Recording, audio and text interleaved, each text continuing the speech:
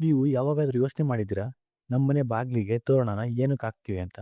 ಇದು ಬರೀ ಅಲಂಕಾರಕ್ಕೆ ಮಾತ್ರನಾ ಅಥವಾ ಇದರಿಂದ ಏನಾದರೂ ದೊಡ್ಡ ಸೈನ್ಸ್ ರೀಸನ್ ಇದೆಯಾ ಅಂತ?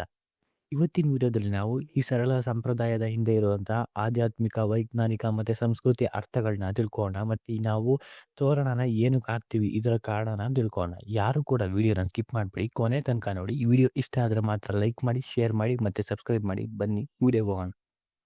ಈ ತೋರಣನ ನಾವು ನಮ್ಮ ಮನೆ ಬಾಗಿಲಿಗೆ ಹಸಿರು ಎಲೆಗಳಿಂದ ಕಟ್ತೀವಿ. ಅದರಲ್ಲೂ ವಿಶೇಷವಾಗಿ ಮಾವಿನ ಎಲೆಯಿಂದನೇ ಕಟ್ಟೋದು. ಆದರೆ ಇದು ಕೇವಲ ಒಂದು ಅಲಂಕಾರ ಮಾತ್ರ ಅಲ್ಲ, ಇದು ನಮ್ಮ ಸಂಸ್ಕೃತಿಯ ಒಂದು ಗಂಭೀರ ಸಂಕೇತ. ಇನ್ನು ಇದನ್ನ ಆಧ್ಯಾತ್ಮಿಕ ಅರ್ಥವಾಗಿ ನೋಡೋದಾದ್ರೆ, ಭಾರತೀಯ ಸಂಸ್ಕೃತಿಯ ಪ್ರಕಾರ ಬಾಗಿಲು ಅಂದ್ರೆ ಅದು ಬರೀ ಪ್ರವೇಶ ದ್ವಾರ ಅಲ್ಲ, ಅದು ಶಕ್ತಿಗಳ ಪ್ರವೇಶ ದ್ವಾರ ಅಂತ ಪರಿಗಣಿಸ್ತೀವಿ. ಈ ಹಸಿರು ತೋರಣ ಕಟ್ಟೋದ್ರಿಂದ ನಾವು ನಮ್ಮ ಮನೆಗೆ ಶುಭ ಶಕ್ತಿಗಳನ್ನ ಆಹ್ವಾನ ಮಾಡ್ಕೋತಿದೀವಿ ಅಂತ, ಅಂದ್ರೆ ವೆಲ್ಕಮ್ ಮಾಡ್ಕೋತಿದ್ವಿ. ಮತ್ತೆ ಕೆಟ್ಟ ಶಕ್ತಿಗಳು ಏನೇ ಇದ್ರೂ ಕೂಡ ಅದನ್ನ ದೂರ ಆಗುತ್ತೆ ಅಂತ ನಂಬಿಕೆ ಇದೆ. ಮತ್ತೆ ಮಾವಿನ ಎಲೆಗಳು ವಿಶೇಷವಾಗಿ ದೇವರಿಗೆ ಪ್ರಿಯವಾದ್ರಿಂದ ನಾವು ಇದನ್ನ ಹೆಚ್ಚಾಗಿ ಬಳಸ್ತೀವಿ. ಮತ್ತೆ ನಮ್ಮ ಮನೆಗೆ ದೇವರ ಆಶೀರ್ವಾದ ಬರಲಿ ಅನ್ನೋದು ಇದರ ಸಂದೇಶ. ಮತ್ತೆ ಇದರಿಂದ ಇರುವಂತಹ ವೈಜ್ಞಾನಿಕ ಕಾರಣ ನೋಡೋದಾದ್ರೆ, ಇದು ಸ್ವಲ್ಪ ಕುತೂಹಲಕಾರಿಯಾಗೇ ಇದೆ. ಈ ಸಂಪ್ರದಾಯದ ಹಿಂದೆ ವಿಜ್ಞಾನನೂ ಇದೆ. ಮಾವಿನ ಎಲೆಗಳು ಗಾಳಿಯಲ್ಲಿ ಇರುವಾಗ ಕೆಲವೊಂದ್ಸರಿ ಬ್ಯಾಕ್ಟೀರಿಯಾ ಮತ್ತೆ ಕೀಟಾಣುಗಳು ಏನೇ ಇದ್ರೂ ಕೂಡ ಅದನ್ನ ದೂರ ಇಡುವಂತ ಗುಣ ಈ ಮಾವಿನ ಎಲೆಗಳಿಗಿರುತ್ತೆ. ಹಾಗೆ ಹಸಿರು ಬಣ್ಣ ಏನಿದೆ ಇದು ನಮ್ಮ ಮನಸ್ಸಿಗೆ ಶಾಂತಿ ಮತ್ತೆ ಪಾಸಿಟಿವ್ ಫೀಲಿಂಗ್ ನ ಕೊಡುತ್ತೆ. ನಾವು ಯಾವಾಗ ಮನೆಗೆ ಪ್ರವೇಶ ಮಾಡಿದಾಗ ನಾವು ಆ ಹಸಿರು ತೋರಣನ ನೋಡಿ ನಮ್ಮ ಮನಸ್ಸು ಸ್ವಲ್ಪ ಸಂತೋಷ ಪಡುತ್ತೆ. ಮತ್ತೆ ಇದು ನಮ್ಮ ಮೆದುಳಿಗೆ ಒಂದು ಸುರಕ್ಷಿತ ಮತ್ತೆ ಶಾಂತವಾದ ಸ್ಥಳ ಅಂತ ಒಂದು ಸಿಗ್ನಲ್ ಕಳಿಸುತ್ತೆ. ಇನ್ನು ಆರೋಗ್ಯ ದೃಷ್ಟಿಯಲ್ಲಿ ನೋಡಿದ್ರೆ, ಹಳೆ ಕಾಲದಲ್ಲಿ ಜನರು ಪ್ರಕೃತಿ ಜೊತೆ ತುಂಬಾ ಹತ್ತಿರವಾಗಿ ಬದುಕ್ತಾ ಇದ್ರು. ಈ ಮಾವಿನ ಎಲೆಗಳು ಗಾಳಿನ ಸ್ವಲ್ಪ ಮಟ್ಟಿಗೆ ಶುದ್ಧಗೊಳಿಸುತ್ತೆ ಅಂತ ನಂಬಿಕೆನೂ ಇದೆ. ಮತ್ತೆ ಹಬ್ಬ ಸಮಯದಲ್ಲಿ ಮನೆಗೆ ಬರೋ ಅತಿಥಿಗಳಿಗೆ ಒಂದು ಫ್ರೆಶ್ನೆಸ್ ನ ಇದು ಕೊಡುತ್ತೆ ಮತ್ತೆ ನ್ಯಾಚುರಲ್ ಫೀಲ್ ನ ಕೊಡುತ್ತೆ. ಮತ್ತೆ ಇದನ್ನ ಕಟ್ಟೋದ್ರಿಂದ ನಾವು ನಮ್ಮ ಸಂಸ್ಕೃತಿ ಮತ್ತೆ ಪರಂಪರೆನ ಮುಂದೆ ತಗೊಂಡು ಹೋದ ಹಾಗಾಗುತ್ತೆ. ತೋರಣ ಕಟ್ಟೋದ್ರಿಂದ ನಮ್ಮ ಪೂರ್ವಜರು ಏನ್ ನಡ್ಸ್ಕೊಂಡ್ ಬಂದಿದ್ರು ಅದು ಒಂದು ಪರಂಪರೆ. ಪ್ರತಿ ಹಬ್ಬದಲ್ಲೂ ನಾವು ಮನೆಗೆ ತೋರಣನ ಕಟ್ತೀವಿ. ಇದು ಒಂದು ಶುಭ ಸಂದರ್ಭ ಅಂತ ಅದು ಸೂಚಿಸುತ್ತೆ. ವಿಶೇಷವಾಗಿ ಯುಗಾದಿ, ದೀಪಾವಳಿ, ದಸರಾ ಇಂತಹ ದೊಡ್ಡ ಹಬ್ಬಗಳಲ್ಲಿ ತೋರಣ ಇಲ್ಲದೆ ಇದ್ರೆ ಅದು ಪೂರ್ಣ ಆಗಲ್ಲ ಅಂತಾನೆ ಹೇಳ್ಬೋದು. ಅಷ್ಟು ನಾವು ಇದಕ್ಕೆ ಇಂಪಾರ್ಟೆನ್ಸ್ ಕೊಡ್ತೀವಿ. ಇನ್ನು ಯುಗಾದಿ ಹಬ್ಬದಲ್ಲಿ ನಾವು ಮನೆ ಬಾಗಿಲಿಗೆ ತೋರಣ ಕಟ್ಟೋದು ಒಂದು ಮುಖ್ಯ ಸಂಪ್ರದಾಯ. ಇದು ಹೊಸ ವರ್ಷ ಆರಂಭ ಅಂತ ಸೂಚಿಸುತ್ತೆ. ಮತ್ತೆ ಹಸಿರು ತೋರಣ ಏನಿದೆ ಇದು ಹೊಸ ಜೀವನ, ಹೊಸ ಆಶಯ ಮತ್ತೆ ನಮ್ಮ ಹೊಸ ಆರಂಭನ ಪ್ರತಿನಿಧಿಸುತ್ತೆ ಅಂತಾನೆ ಹೇಳ್ಬೋದು.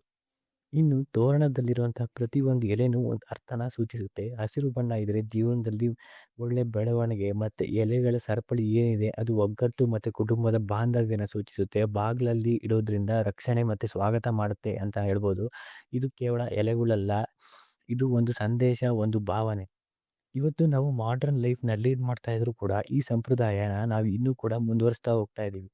ಯಾಕಂದ್ರೆ ಇದು ನಮ್ಗೆ ನಮ್ಮ ಮೂಲಗಳನ್ನ ನೆನಪು ಮಾಡುತ್ತೆ ಮತ್ತೆ ನಮ್ಮ ಸಂಸ್ಕೃತಿ ಜೊತೆ ನಮ್ಮ ಸಂಪರ್ಕನ ಉಳಿಸುತ್ತೆ.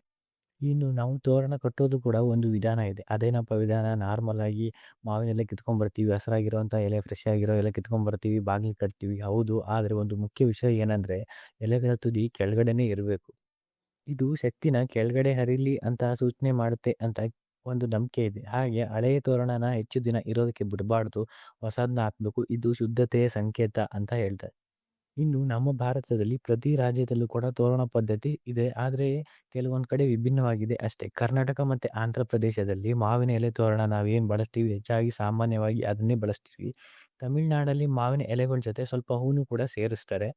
ಇನ್ನು ನಾರ್ತ್ ಇಂಡಿಯಾಗೆ ಹೋದ್ರೆ ಉತ್ತರ ಭಾರತದಲ್ಲಿ ಬಂಧನ್ವಾರ್ ಅಂತ ಕರೆಯುವಂತಹ ತೋರಣನ ಮತ್ತೆ ಹೂವುಗಳನ್ನ, ಮುತ್ತುಗಳನ್ನ ಕಟ್ತಾರೆ. ಮತ್ತೆ ಇದರ ಅರ್ಥ, ರೂಪ ಬೇರೆ ಇದ್ರೂ ಕೂಡ ಅದರ ಅರ್ಥ ಒಂದೇ, ಶುಭ ಮತ್ತೆ ಸ್ವಾಗತ ಅಂತಾನೆ ಹೇಳ್ಬೋದು. ವಾಸ್ತುಶಾಸ್ತ್ರ ದೃಷ್ಟಿಯಿಂದ ಇದನ್ನ ನೋಡೋದಾದ್ರೆ, ವಾಸ್ತುಶಾಸ್ತ್ರದ ಪ್ರಕಾರ ಮನೆಯ ಮುಖ್ಯ ಬಾಗಿಲು ಅಂದ್ರೆ ಇದು ಶಕ್ತಿ ಪ್ರವೇಶಿಸುವಂತಹ ಪ್ರಮುಖ ಸ್ಥಳ ಅಂತಾನೆ ಹೇಳ್ಬೋದು. ತೋರಣನ ನಾವು ಕಟ್ಟೋದ್ರಿಂದ ಪಾಸಿಟಿವ್ ಎನರ್ಜಿ ಏನೇ ಇದ್ರೂ ಒಳಗಡೆ ಬರುತ್ತೆ ಅಂತ ನಂಬ್ತಾರೆ. ಮತ್ತೆ ಹಾಗೆ ನೆಗೆಟಿವ್ ಎನರ್ಜಿ ಏನೇ ಇದ್ರೂ ಕೂಡ ಅದರ ಪ್ರವೇಶ ಕಡಿಮೆ ಆಗುತ್ತೆ ಅಂತಾನೆ ಹೇಳ್ಬೋದು. ಹಸಿರು ಎಲೆಗಳಿರೋದ್ರಿಂದ ನೈಸರ್ಗಿಕವಾಗಿ ಎನರ್ಜಿ ಬ್ಯಾಲೆನ್ಸ್ ಮಾಡುತ್ತೆ ಅಂತಾನೂ ಕೂಡ ಕೆಲವರು ನಂಬ್ತಾರೆ. ಇನ್ನು ಹಬ್ಬಗಳ ಜೊತೆಗಿರುವಂತಹ ಈ ಸಂಬಂಧ ನೋಡೋದಾದ್ರೆ, ಪ್ರತಿ ಹಬ್ಬದಲ್ಲೂ ಕೂಡ ತೋರಣಕ್ಕೆ ಒಂದು ವಿಶೇಷ ಅರ್ಥ ಇದೆ. ಯುಗಾದಿಯಲ್ಲಿ ಹೊಸ ಆರಂಭ ಅಂತ ಕಟ್ತೀವಿ. ದೀಪಾವಳಿ ಬಂದ್ರೆ ಬೆಳಕು ಮತ್ತೆ ಸಂತೋಷದಿಂದ ಕಟ್ತೀವಿ. ದಸರಾ ಅಂತ ಬಂದ್ರೆ ವಿಜಯ ಮತ್ತು ಶಕ್ತಿಯಿಂದ. ಪ್ರತಿ ಹಬ್ಬದಲ್ಲೂ ಕೂಡ ತೋರಣ ನಮ್ಮ ಮನೆಗೆ ಹಬ್ಬದ ವಾತಾವರಣನ ತಂದುಕೊಡುತ್ತೆ. ಮನೆಗೆ ಬರುವಂತವರು ಕೂಡ ಇಲ್ಲಿ ಒಂದು ವಿಶೇಷವಾದ ದಿನ ನಡೀತಿದೆ, ಒಂದು ಪಾಸಿಟಿವ್ ಫೀಲಿಂಗ್ ಇಟ್ಕೊಂಡು ಮನೆಗೆ ಎಂಟರ್ ಆಗ್ತಾರೆ ಅಂತಾನೆ ಹೇಳ್ಬೋದು. ಇನ್ನು ನಾವು ಗಮನಿಸಿದ ಒಂದು ವಿಷಯ ಏನಂದ್ರೆ, ಈ ತೋರಣ ನಮ್ಮ ಮನಸ್ಸಿನ ಮೇಲೆ ದೊಡ್ಡ ಪರಿಣಾಮನೇ ಬೀರುತ್ತೆ. ಅದೇಗೆ ಅಂದ್ರೆ, ನಾವು ಬಾಗಿಲಲ್ಲಿ ಇದನ್ನ ನೋಡ್ಕೊಂಡು ಒಳಗೆ ಹೋದಾಗ ಒಂದು ಪಾಸಿಟಿವ್ ಎನರ್ಜಿ, ಪಾಸಿಟಿವ್ ಫೀಲ್ ಕೊಡುತ್ತೆ. ಅದಾಯ್ತು. ಆದರೆ ಇದು ನಮ್ಮ ಸ್ಟ್ರೆಸ್‌ನ ಕಡಿಮೆ ಮಾಡುತ್ತೆ. ಮತ್ತೆ ನಮ್ಮ ಮನಸ್ಸಿಗೆ ಶಾಂತಿ ಕೊಡುತ್ತೆ ಅಂತ ಇದು ಮನೋವೈಜ್ಞಾನಿಕವಾಗಿ ಹೇಳಿದ್ದಾರೆ. ಅದಕ್ಕಾಗಿ ಹಳೆ ಕಾಲದಲ್ಲಿ ಈ ರೀತಿ ಸಿಂಪಲ್ ಪ್ರಾಕ್ಟೀಸಸ್‌ನ ಇಷ್ಟು ಪವರ್‌ಫುಲ್ ಆಗಿ ಆಗಿದ್ದು ಅಂತಾನೆ ಹೇಳ್ಬೋದು. ಇನ್ನು ಇವತ್ತು ತುಂಬಾ ಜನ ಆರ್ಟಿಫಿಷಿಯಲ್ ತೋರಣಗಳನ್ನ ಬಳಸ್ತಾರೆ. ಪ್ಲಾಸ್ಟಿಕ್ ಆಗಿರ್ಬೋದು, ಪೇಪರಿಂದ ಆಗಿರ್ಬೋದು.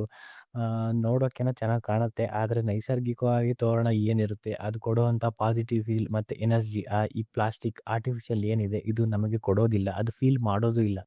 ಆದ್ರಿಂದ ಎಷ್ಟು ಸಾಧ್ಯವಾಗುತ್ತೋ ಅಷ್ಟು ನ್ಯಾಚುರಲ್ ತೋರಣ, ಮಾವಿನ ಎಲೆ ಆಗಿರ್ಬೋದು, ಈ ಥರ ನ್ಯಾಚುರಲ್ ಆಗಿರೋಂಥ ತೋರಣ ಬಳಸೋದು ತುಂಬ ಉತ್ತಮ ಅಂತ ಹೇಳ್ಬೋದು. ಹೀಗಾಗಿ ತೋರಣ ಅಂದರೆ ಒಂದು ಸಿಂಪಲ್ ಡೆಕೋರೇಷನ್ ಮಾತ್ರ ಅಲ್ಲ. ಆಧ್ಯಾತ್ಮಿಕ ಶಕ್ತಿ, ವೈಜ್ಞಾನಿಕ ಲಾಭ, ಸಂಸ್ಕೃತಿಯ ಗುರುತು ಮತ್ತು ಪ್ರಕೃತಿಯ ಸಂಪರ್ಕ ಇವೆಲ್ಲಾನು ಇದೆ ಅಂತಲೇ ಹೇಳ್ಬೋದು. ಅದು ಇದೊಂದೇ ಜಾಗದಲ್ಲಿ ಒಂದೇ ತೋರಣದಿಂದ.